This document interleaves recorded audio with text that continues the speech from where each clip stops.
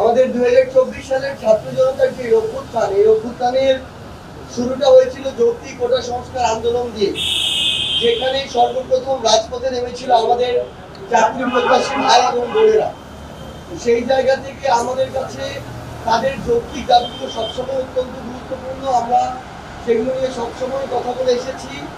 আজকেও আমরা এই গুরুত্বপূর্ণ বিষয়গুলোর মাঝে তাদের একটি অন্যতম গুরুত্বপূর্ণ বিষয়, যেটি নন ক্যাডার পদে নিয়োগ বিশেষ সংশোধন বিধিমালা 2025, যেটা মাননীয় প্রধান উপদেষ্টার স্বাক্ষরের এবং অনুমোদনের জন্য এবং গেজেট প্রকাশের জন্য অপেক্ষমান। আমরা সে বিষয়ে আমাদের এনসিপি পক্ষ থেকে অনুরোধ করেছি যেন সেটা খুব দ্রুত করা হয়।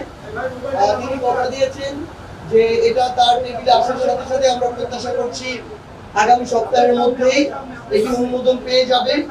পাশাপাশি আমরা জনপ্রশাসন মন্ত্রণালয় থেকে পিএসসিতে 43তম বিসিএস এর যে নন ক্যাডার প্রার্থীদের জন্য অধিযাচিত পদসমূহে যেগুলো রয়েছে নন ক্যাডারে, সেগুলোতে যেন দ্রুততম সময়ে এই তাদের সুপারিশের জন্য প্রস্তাব করা হয়।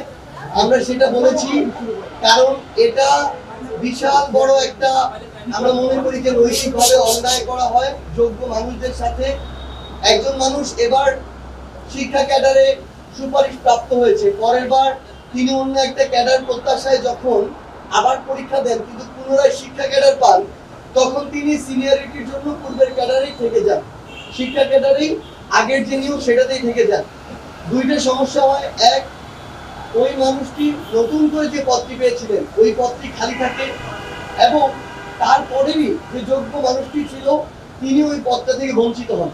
এইরকম প্রত্যেকটা ক্যাডারেরই দেখা যায়। আমরা মনে করি অতি দ্রুততম সময়ের মধ্যে এবং আগামী সপ্তাহে এই সমস্যার সমাধান করা প্রয়োজন।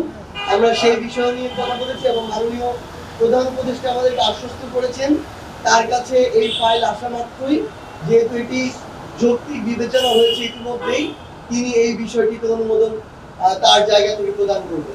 খবরের কাগজ, নিখাত, নির্ভীক, নিরপেক্ষ।